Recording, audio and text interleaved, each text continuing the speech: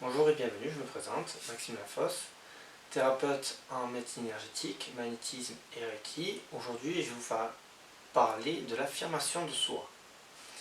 Donc, j'irai plutôt vers un aspect plus professionnel et je vous donnerai ce qui, à mon sens, sont les meilleurs conseils pour parvenir et s'affirmer dans sa voix.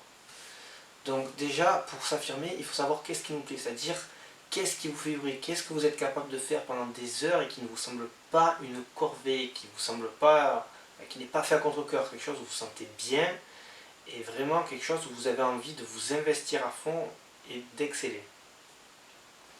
Une fois que vous avez trouvé ce qui vous correspond, il faut faire l'union entre son projet, donc voilà, j'ai mon projet, il est là, je le tiens, je sais où je vais, et la réalité. La réalité, c'est-à-dire, par exemple, la réalité n'est pas le même quand on est un gamin, qu'on a 15-16 ans, et qu'on est un adulte.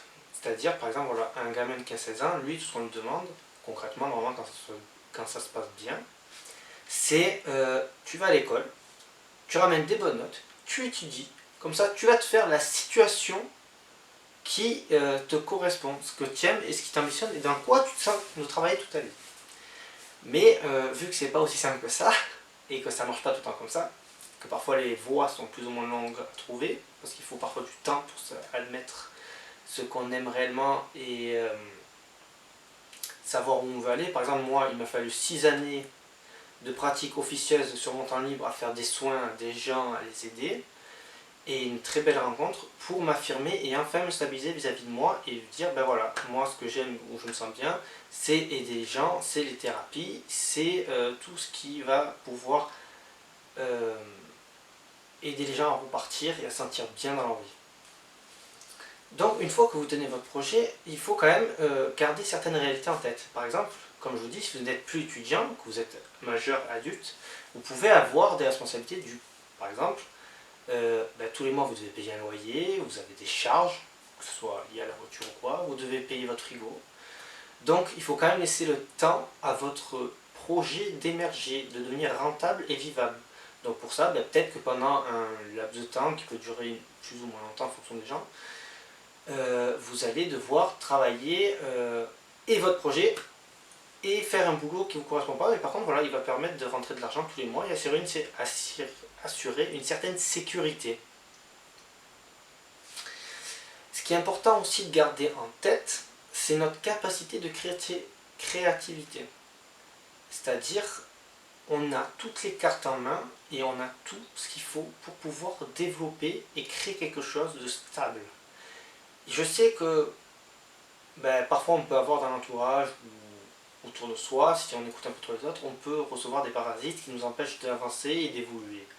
Mais à partir du moment où vous êtes clair vis-à-vis de vous-même, que vous savez ce que vous aimez et où vous voulez aller, il ne faut pas se laisser déstabiliser par les autres. Parce que les autres, n'oubliez jamais qu'ils ne sont pas vous. Ils n'ont pas les mêmes réalités, ils n'ont pas les mêmes ambitions et pas forcément la même perception que vous sur ce qui vous anime. Et qui mieux que vous peut se connaître? Il faut vous laisser le temps de vous connaître. C'est important aussi de se dire que nous sommes à la fois notre propre bourreau et à la fois notre propre ange. C'est-à-dire, voilà, nous pouvons tolérer parfois, et qu'il n'a jamais fait, des situations qui ne nous conviennent pas, mais on a tellement ou peur d'aller vers quelque chose de meilleur, ou on n'a pas confiance en soi, et du coup, on va se dire, non, je vais rester dans cette conversation, ok, elle ne me convient pas, mais au moins, je suis peut-être pas plus bactère, je sais à peu près où je vais aller. Non. Enfin, oui, vous pouvez continuer à faire comme ça, mais en réalité, il y a 3 façons de faire une situation, de vivre une situation, ou de faire face à une situation. La première, c'est je l'accepte. Elle me correspond, ok. La deuxième, je l'améliore.